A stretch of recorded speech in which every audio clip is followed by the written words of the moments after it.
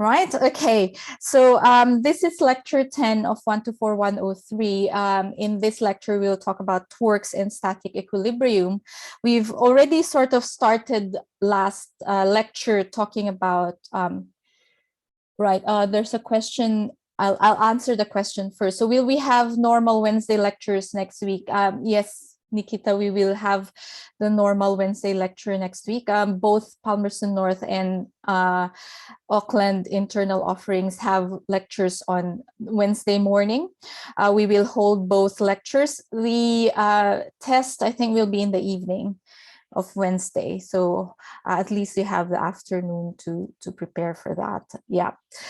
Cool. Yeah, so Wednesday morning will probably, Wednesday before the test will be your last opportunity to ask me questions about the content. I mean, about the topics.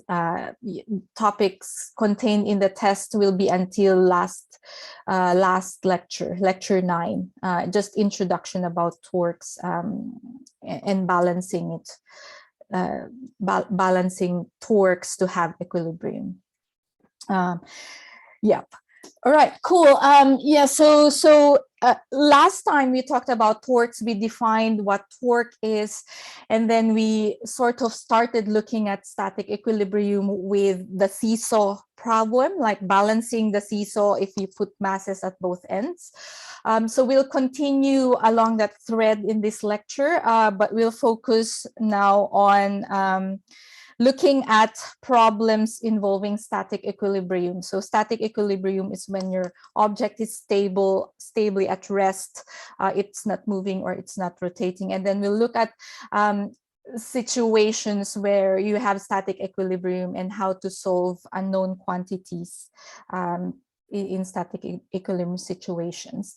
So just a quick recap. Last time we defined torque, it's the tendency of the force to cause rotation. So say if this is your beam balance at the center there, if you have a downward force, then the tendency of this force is to rotate the beam about the middle, which we call the pivot point. And if we wanted to have static equilibrium for this beam or for any object, then we have to satisfy these two conditions. The net force is equal to 0. When we say net force is equal to 0, it should be net force along the x is equal to 0, which means that the forces pointing to the right should be equal to the forces pointing to the left, right? So the sum of all forces pointing to the right should be equal to the sum of all forces pointing to the left.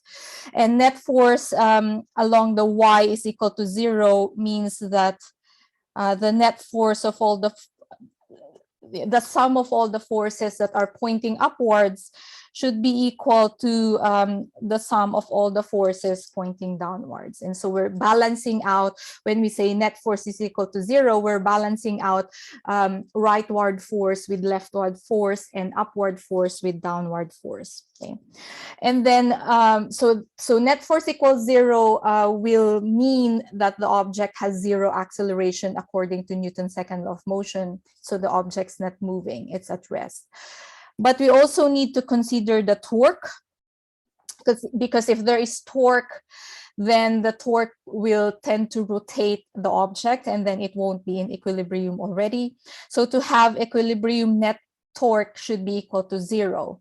And last time we learned that you can either have anti-clockwise torque when your object rotates anti-clockwise, or clockwise torque when your object rotates clockwise. And to have net torque is equal to 0, we have to balance out clockwise torque should be equal to anti-clockwise torque, right? So that the net torque is 0. And we can find the torque using this equation, moment arm times the force that would rotate the object. Okay, so in this session, we'll follow the problem solving tips that we've outlined last time, and we also use this to solve for, like, if you have a seesaw and you have a mass on one end, and what should be the mass at the other end.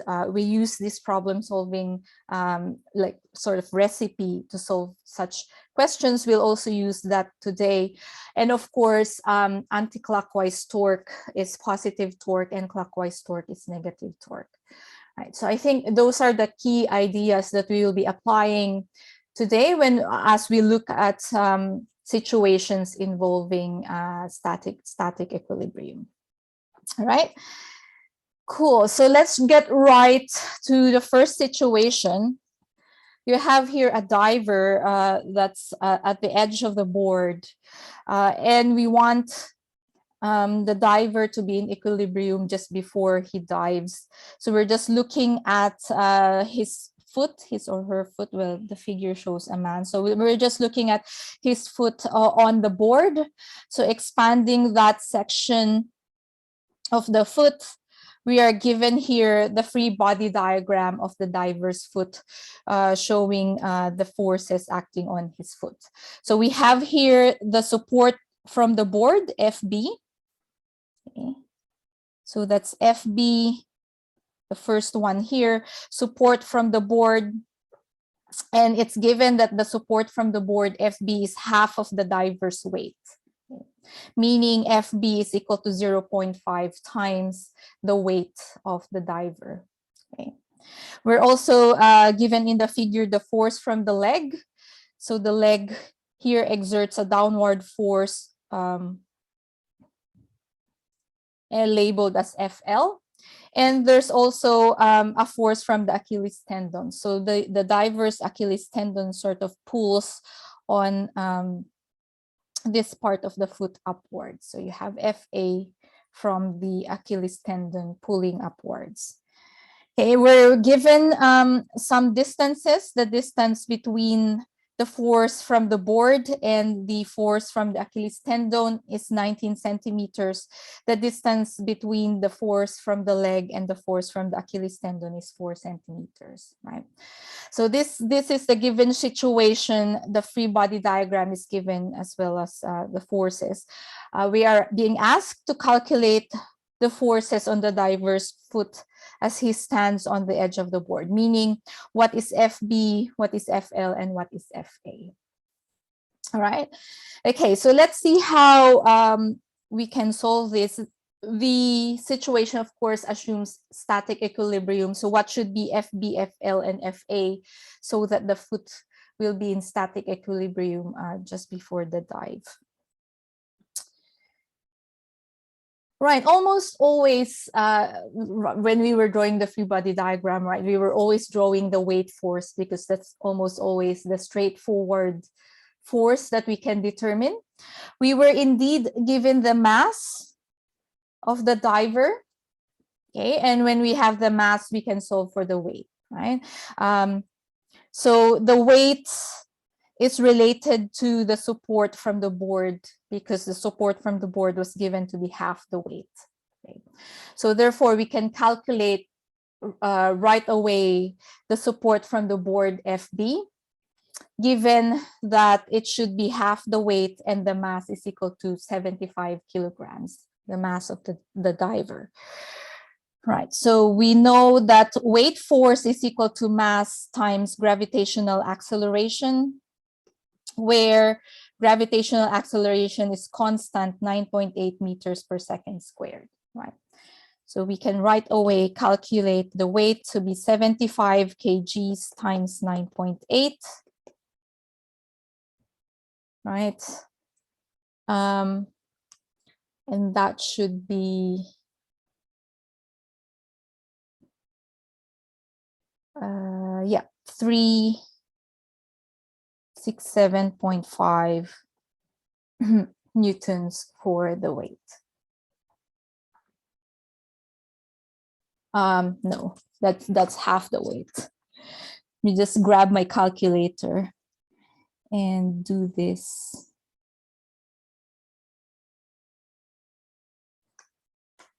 $75 times 9.8.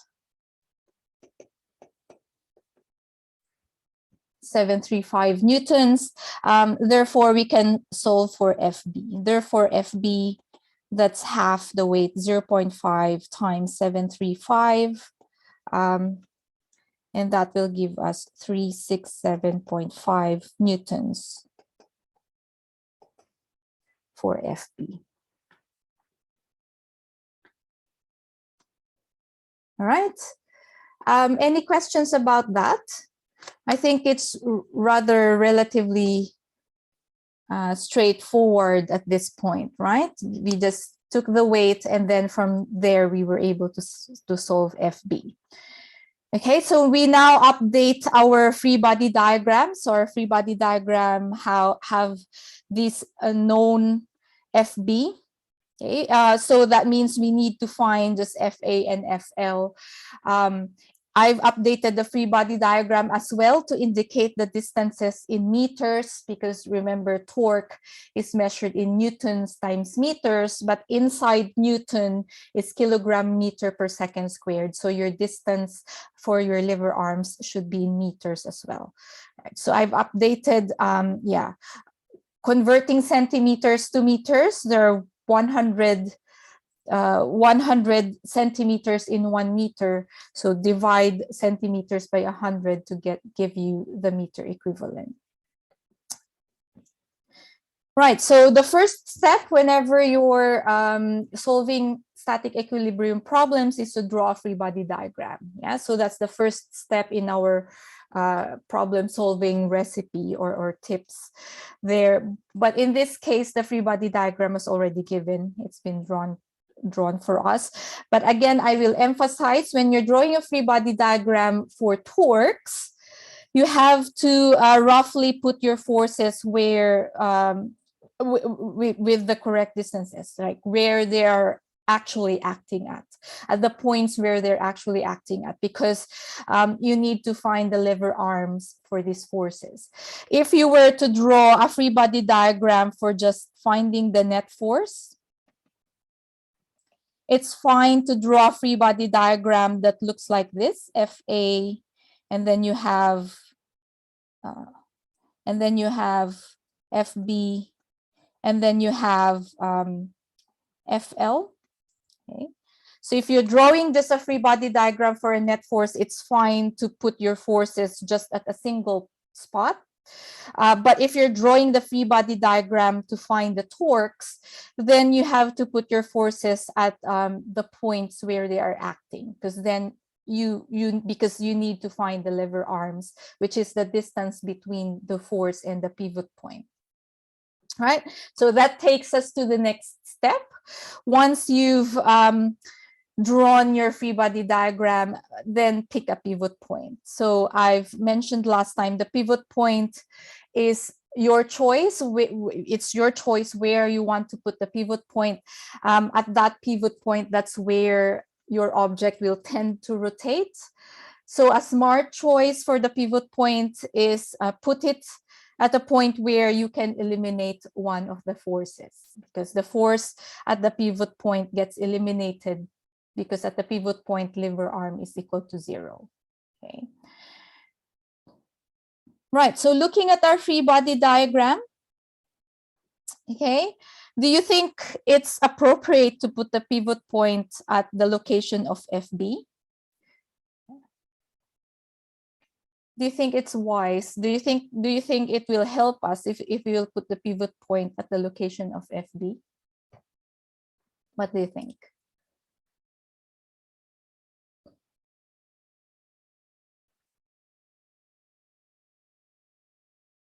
Yeah.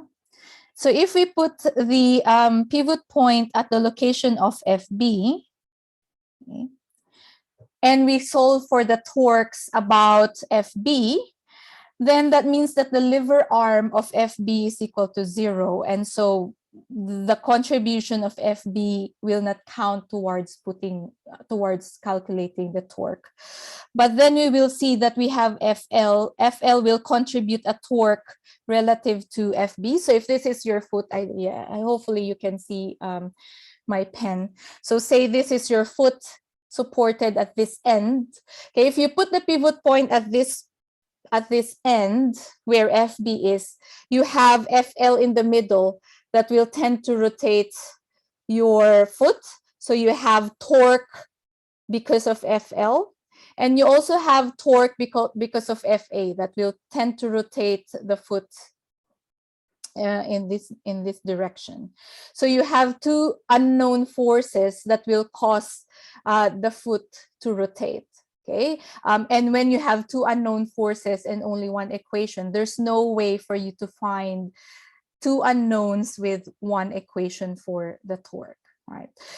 So putting the pivot point at FB is probably not a wise choice because it's the only force that we know. Yeah, as Oksana said, it's the only force that we know. So we shouldn't put the pivot point at FB. So say, for example, we put it at FL. Okay. Let's choose the pivot point to be at FL. So at this point, let's say this is the pivot point at FL. Once you've chosen the pivot point, balance the torques about your chosen pivot point. Okay. Right. So your chosen pivot point is FL at the middle of the foot. Okay. So you can see there you have an FA. Let me so FA. Yeah. FA will pull your foot upwards.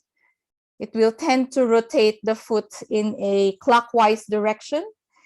And FB will pull the foot upwards. It will tend to rotate the foot in an anti-clockwise direction about the chosen pivot point. Okay, and then that's where you balance the torques. You have clockwise torque. Clockwise torque should be equal to the anti-clockwise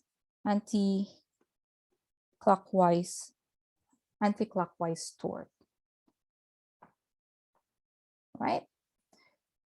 Okay, so as I've illustrated this FB, it's pointing upward. So if it were to rotate the foot, it will rotate the foot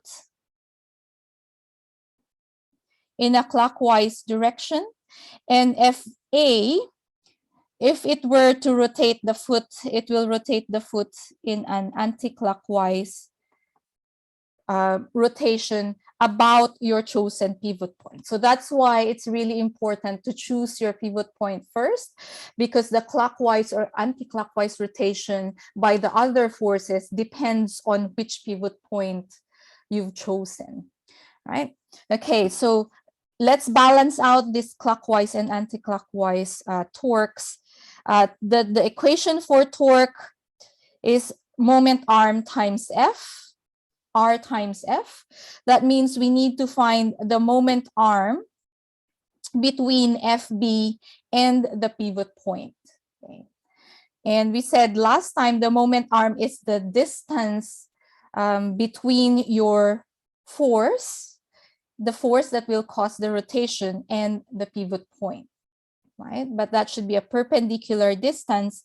So if we extend FB here, and draw that towards your pivot point, this will be, change the color of my pen.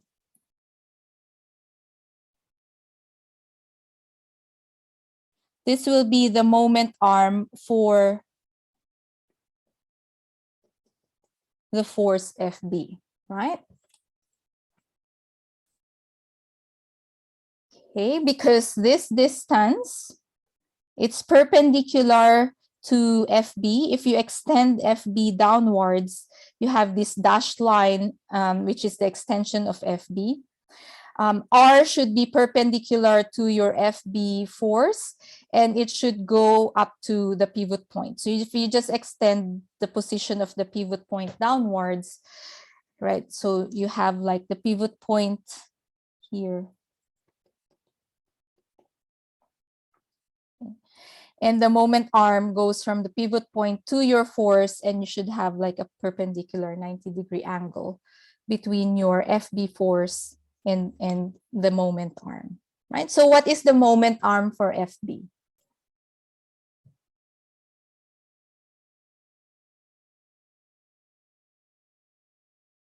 What's the value for the moment arm of FB?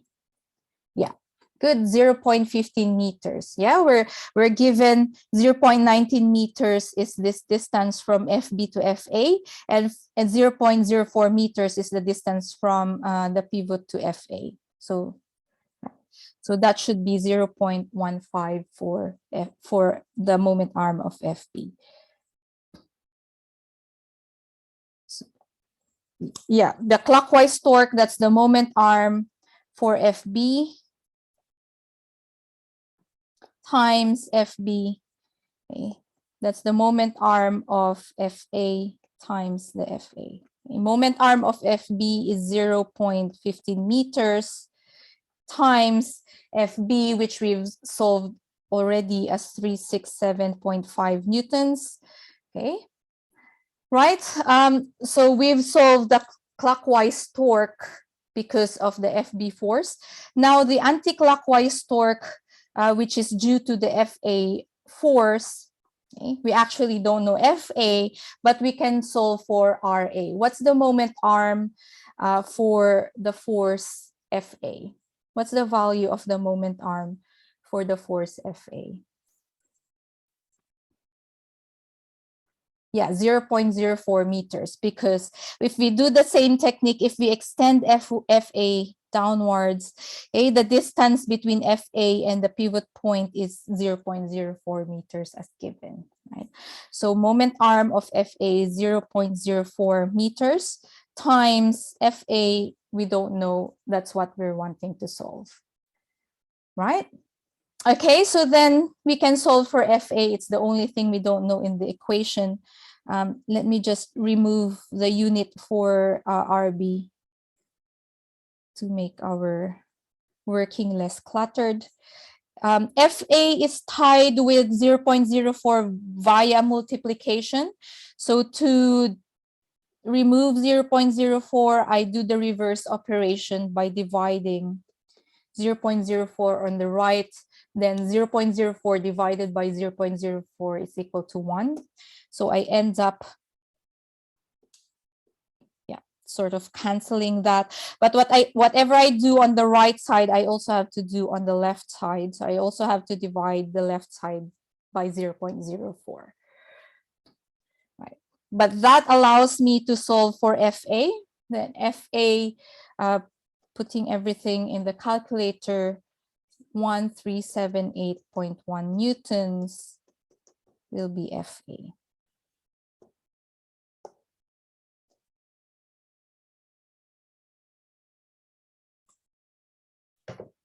Right.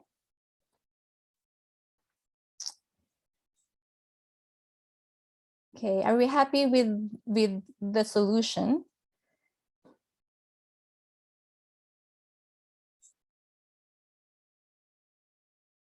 Right, good. Thanks for the feedback.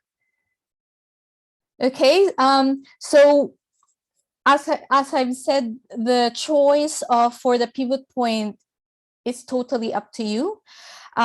So in this particular instance, we chose the pivot point to be FL. In that case, we eliminated FL. We don't see FL anywhere in the solution for the torques. That's because the moment arm for FL is equal to 0, and that allowed us to solve for FA. But we can also choose the pivot point to be at the position of FA, right? There's nothing stopping you from choosing the pivot point to be at FA. Okay, so let's see, for example, you chose your pivot point to be at FA. Okay, for example, you chose change, because otherwise everything will be red. So for example, you chose your pivot point to be at FA. That's your chosen pivot point. It might help to draw. Yeah, I'll just leave it as that. So how do we now balance out the torques? In this case, we should be able to find FL, okay, because then FA will not contribute to the torque. The moment arm at FA is equal to 0. We would still need to balance out the torque. So the clockwise torque should still be equal to the anti-clockwise torque. Okay. But in this case, looking at FB, your FB would tend to rotate the foot about your pivot, about the chosen pivot point. FB will tend to rotate the foot this way, right? Which is a clockwise rotation. Okay. How about FL? Will the torque from FL rotate the foot clockwise or anti-clockwise?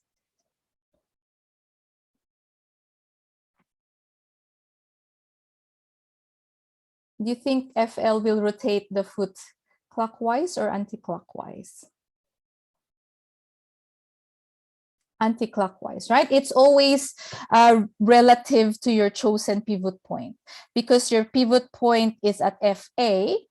Okay? If FL were to rotate the foot, it will rotate it in an anti-clockwise manner, right? Good. Okay, so these are the two torques we need to balance out. The torque that FB would cause should equal to the torque that FL would cause. Okay. Because we've chosen a different pivot point, we have to find the moment arm between the force FB in reference to your chosen pivot point, right? So what is the moment arm for the force FB in this case?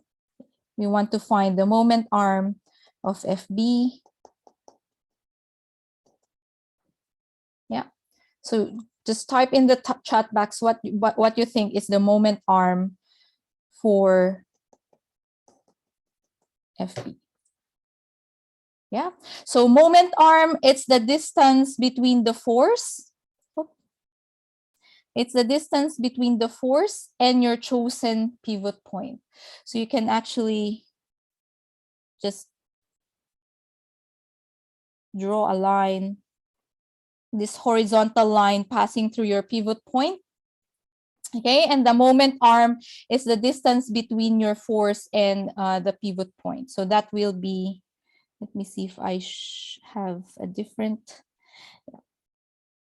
So for FB, for this force FB, the moment arm should be the distance from here to the pivot point.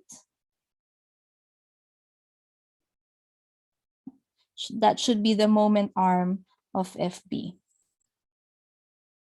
Yeah, okay, good, Kiran, you got it. Right, so as Nikita said, yeah, we're given the distance between FB and FA is 0.19 meters. So that means the moment arms should be 0.19 times the FB, which we already solved from before, right?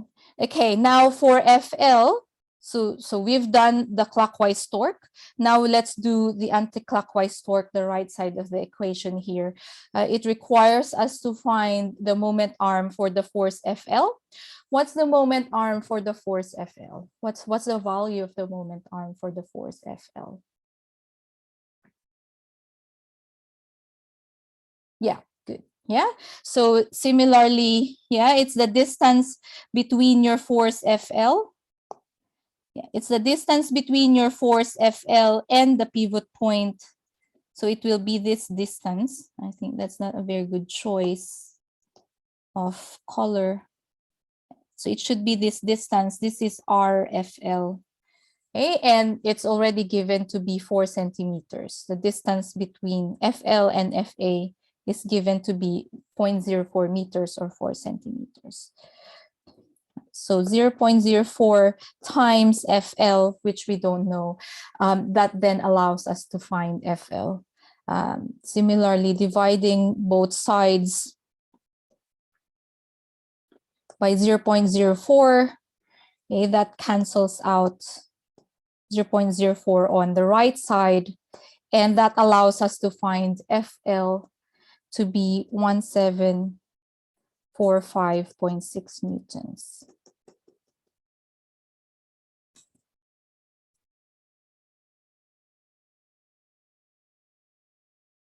right? Okay, we happy with that?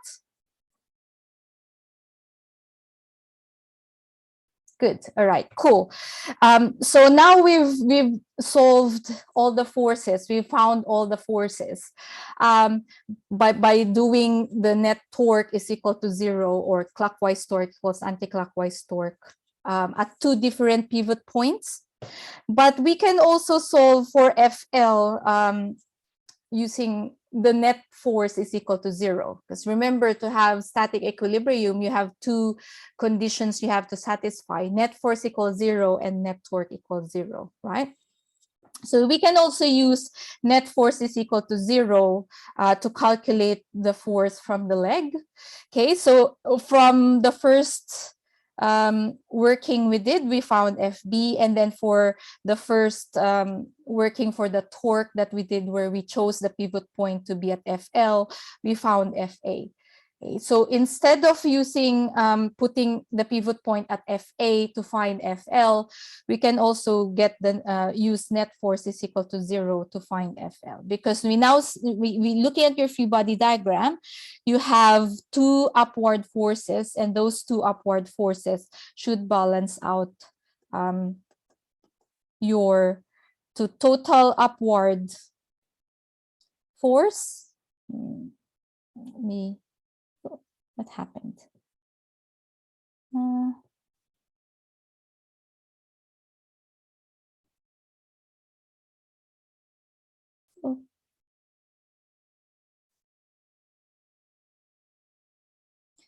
Okay, I just wanted to erase this.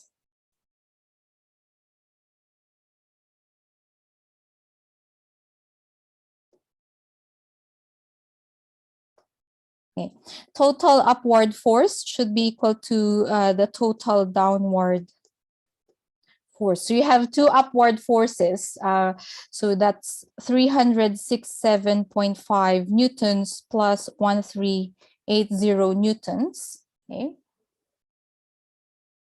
should be equal to the downward force, which is FL.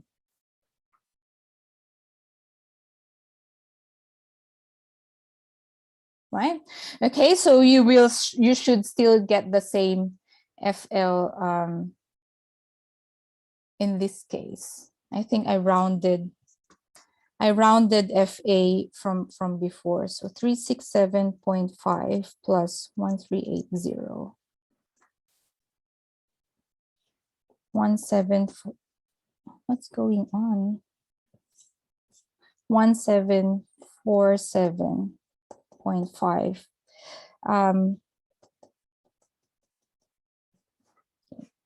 I think I rounded. Yeah, this should be for. I used rounded numbers. So 367.5 and 1378.1. This one was 1378.1 newtons, the unrounded one. We should use the unrounded.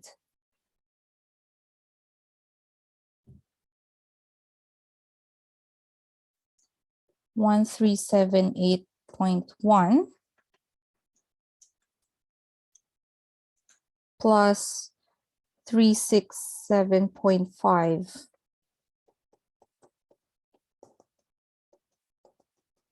Yeah. Okay, so that should give you the same FL. Yeah, 1745.6 was the FL we found by putting the pivot point at FA.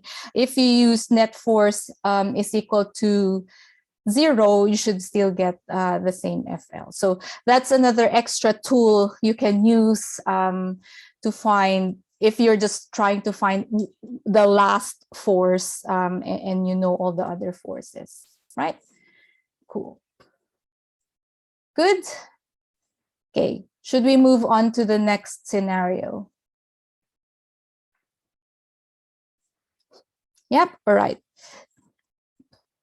Okay, the next scenario involves an outstretched arm here. The mass of the arm is 3.3 kilograms, and the center of mass is at the elbow roughly here. Yeah, that's mg, which means weight. It's in the weight at the center of mass. The deltoid muscle pulls the arm up with a force of Fm at 15 degrees above the horizontal. So this is the pulling force from the deltoid muscle, Fm. So Fm, we don't know what it is. We're only given that it's a diagonal force with an angle of 15 degrees relative to the horizontal. So we'll assume that the arm is horizontal, and you have this 15-degree angle between the horizontal and the force from the deltoid muscle. That's Fm. And then the shoulder joint pushes on the arm with the force of Fj.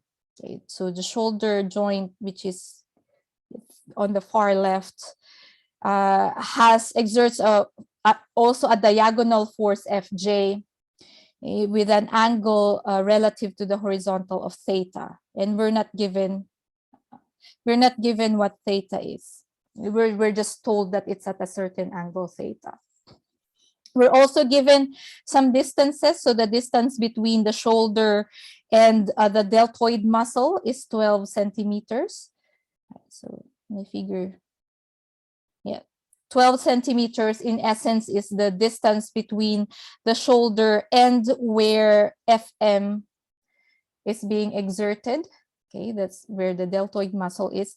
We're also given the distance between the shoulder and the center of mass. That's where the weight force is acting. Okay. Right. And we're being asked to find the Fm, the force that's exerted by the deltoid muscle. Okay, so looking at what we're given the mass.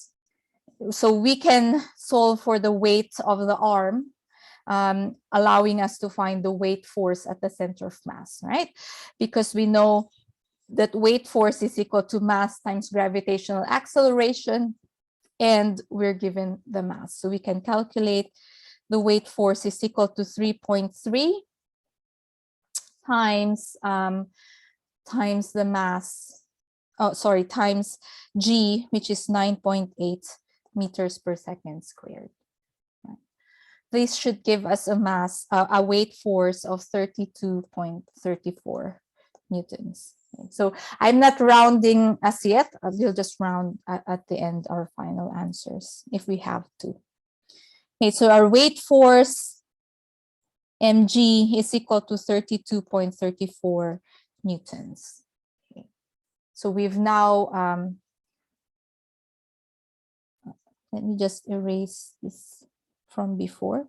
So we've now determined one of the unknown forces. So we can, what's going on? Right, so we can sort of simplify our free body diagram. We know one of the forces. We're given the free body diagram, so that's already done for us. Now we do the torques. Okay. First step is to pick a pivot point. We know that the force at the chosen pivot point gets eliminated. So in this scenario, what do you think would be a sensible pivot point? Where should we put our pivot point? Of course, when you put a pivot point, put it in at the location of one of the forces, right? Okay, yep, good. So I can see there we should put the pivot point at Fj. Yeah, that is a sensible choice, because putting the pivot point at Fj allows us to eliminate one of the diagonal forces, right? We know that whenever you have a diagonal force, that's a little bit more complicated because you have to break that into horizontal and vertical components. So if you can eliminate one of the diagonal forces, that makes your life easier, right? We cannot put the pivot point at location of Fm because Fm is what we are trying to find. We cannot put the pivot point at where the weight force is acting at the center of mass because that's the only force that we know. Okay, so really there's only one point that we should put our pivot point, and it should be placed at Fj.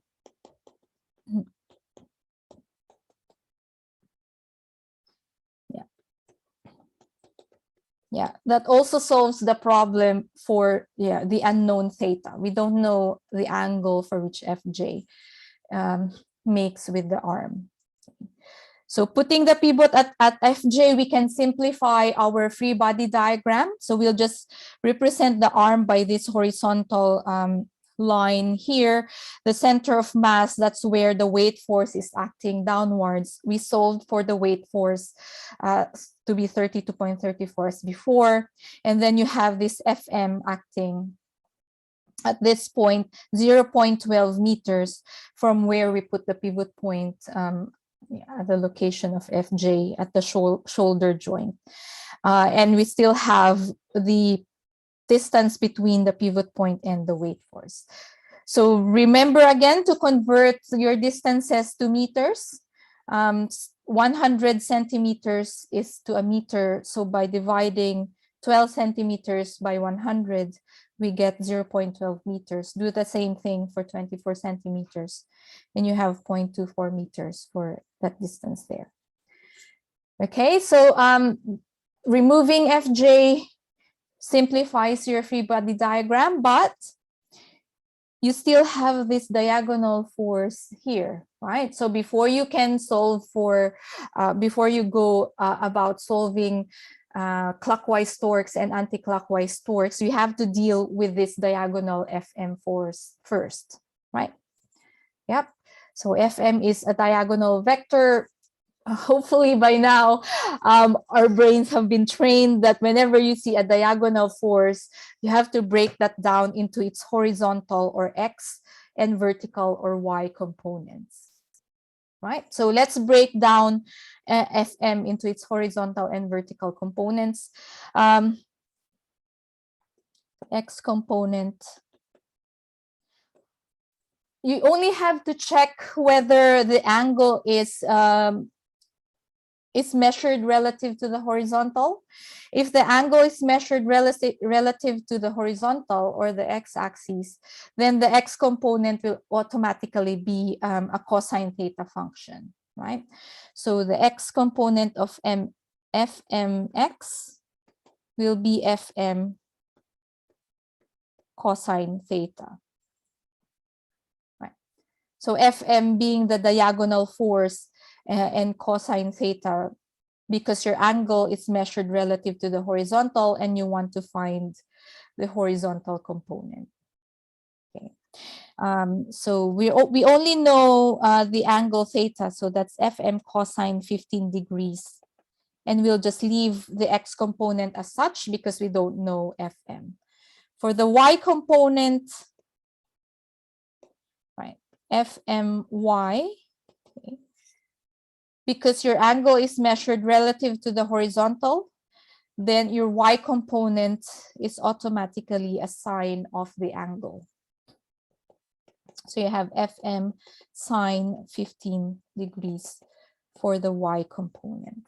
Yeah, right. If it still confuses you why it's cosine theta for the x component and why it's sine theta for the y component, please do send me an email. We can set up like a revision session, or I can reply, or you can ask this afternoon during the review workshop, right?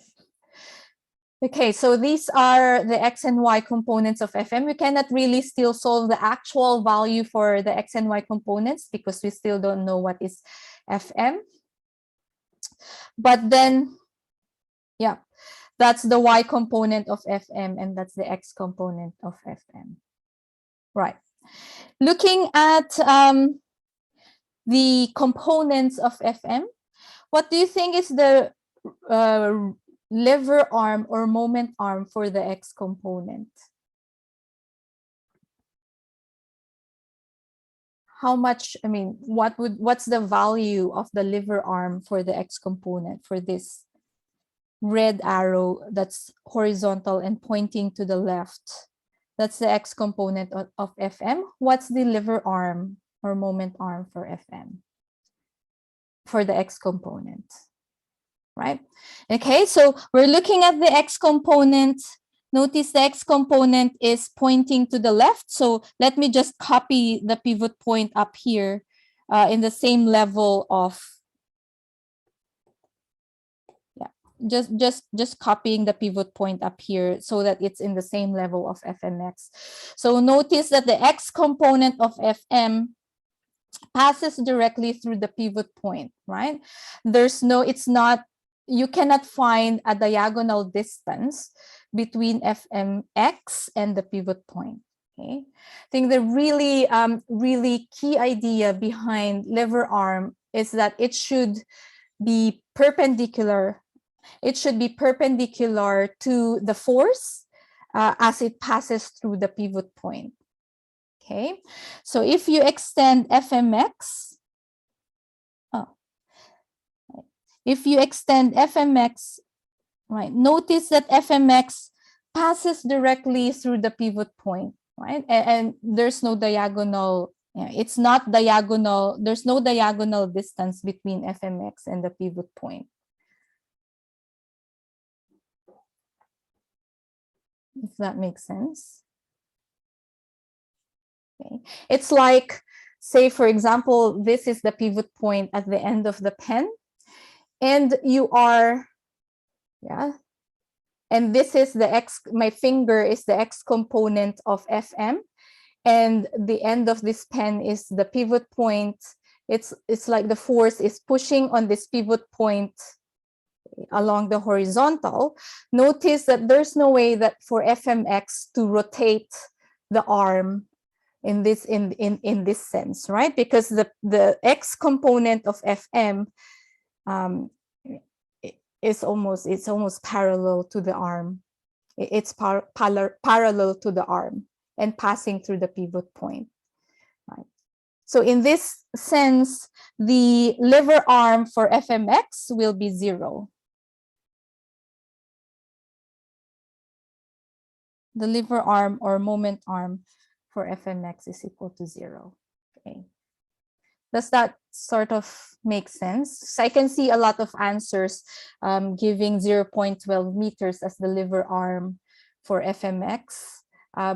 Well, in fact, the lever arm for fmx is 0 because fmx, you cannot find a perpendicular distance between fmx and the lever arm. 0.12 will be the lever arm for the y component. Yeah, because then if you look at the y component, okay, if that's the y component, then you can connect the y component to the pivot point, and notice how, if that's the y component, the lever arm r is perpendicular to the y component of fm. Okay, so that's really the criteria for finding the lever arm. You should form a 90-degree angle between the force and the lever arm. Okay, and the lever arm connects the force to the pivot point. Okay, does that make sense? Are we happy with that? Good. Okay, right. So because the x component has a lever arm of 0, the x component does not contribute to the torque, and only the y component contributes to the torque. So therefore, we can then simplify our free body diagram. Okay. Yeah, our free body diagram now looks so much simpler. For starters, we can remove the diagonal force because we've broken that down into horizontal and vertical components. And then we know that the horizontal component will not contribute any torque because the lever arm is 0. And so when we need to find torques, it's only the y component of fm that matters. And then of course you have the weight force that will also be important. Okay. Right, and this way we can now balance out the torques about the chosen pivot point. Okay. All right, so looking at the y component of fm, will that give you a clockwise torque or an anti-clockwise will the torque of Fmy give you a clockwise rotation or an anti-clockwise rotation?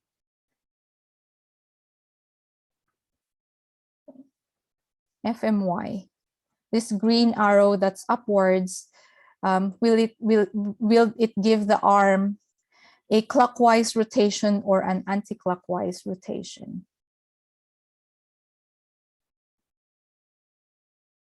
Yeah, anti-clockwise, right? Your reference point is always relative to the pivot point because the pivot point is where the arm will rotate about.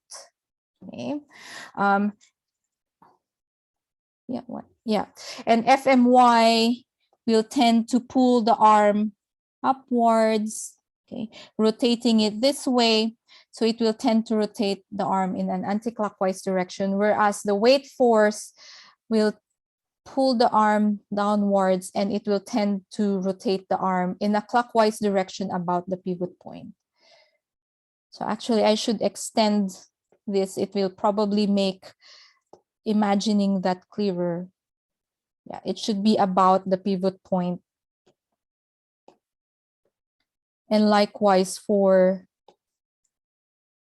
the Fmy, it will be an anti-clockwise rotation about the pivot point, right? So we can balance out now our torques. Clockwise torque should be equal to anti-clockwise rotation from the torque. Torque is equal to moment arm times F. So for the clockwise rotation, that's given by the weight force. So that will be, let me just change my pen color. The moment arm because of the weight force times the force itself, which is the weight force. That will give us the clockwise, the torque that will cause a clockwise rotation. And for the torque that will cause an anti-clockwise rotation, that's coming from the y component of Fmy.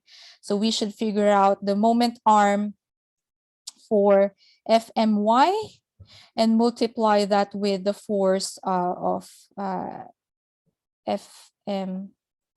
force My, the y component of Fm. Okay, what's the moment arm for our weight force? What's the value of the moment arm for our weight force?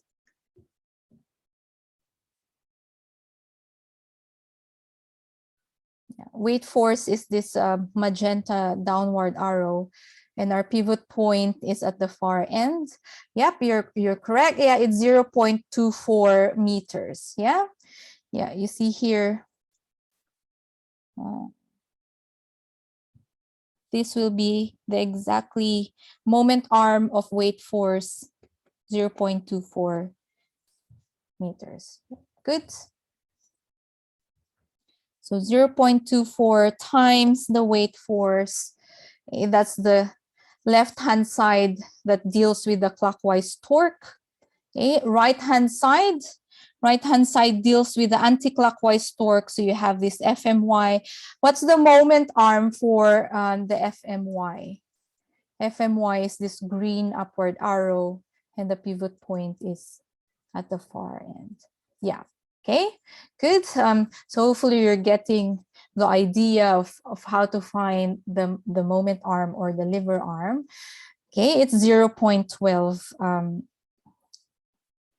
as shown there. So this will be the moment arm for Fmy.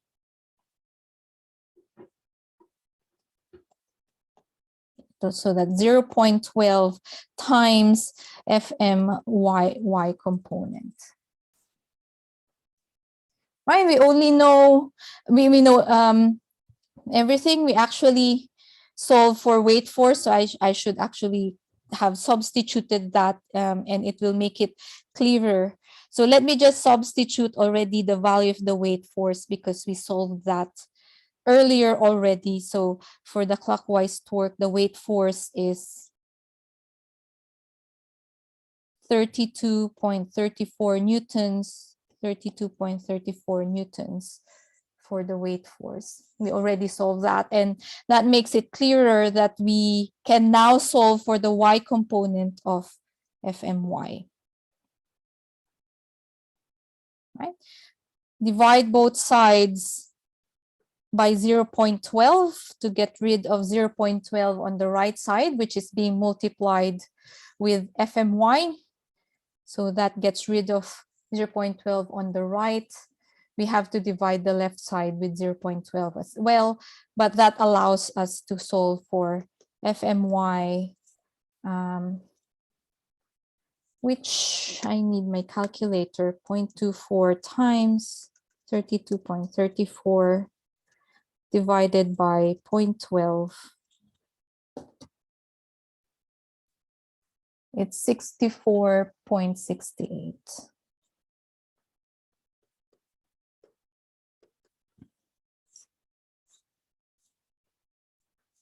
Right? Okay, this is FMY. Okay, what we were asked to do is to find FM, not FMY. Okay, but previously we've already set up the y component of FM to be FM sine 15 degrees, right? When we broke down the diagonal vector or diagonal force FM, we already set up this equation where the y component is equal to Fm, the diagonal force, times sine theta, which is given to be 15 degrees, right? We've calculated Fm here, 64.68 newtons. That's Fm times sine 15 degrees.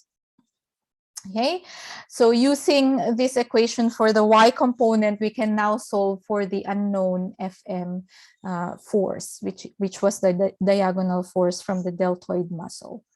Okay, sine 15 degrees go together, and there it's multiplied with Fm. Okay, so you can just treat sine 15 degrees as a number. In fact, sine 15 degrees is 0.25 or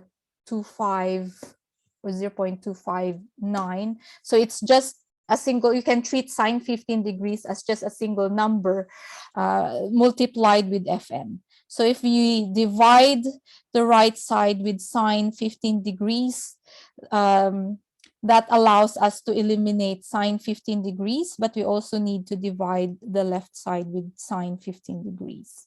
Okay.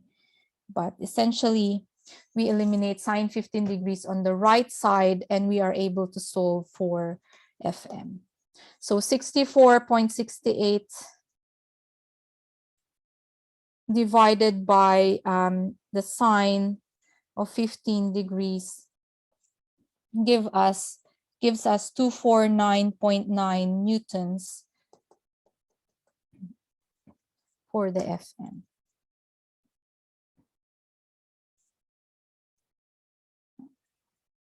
Right? If you want, you can round this to 250 newtons for two significant figures. Okay. Are we happy? Are we happy with this solution? All right, good. You can see some thumbs up there.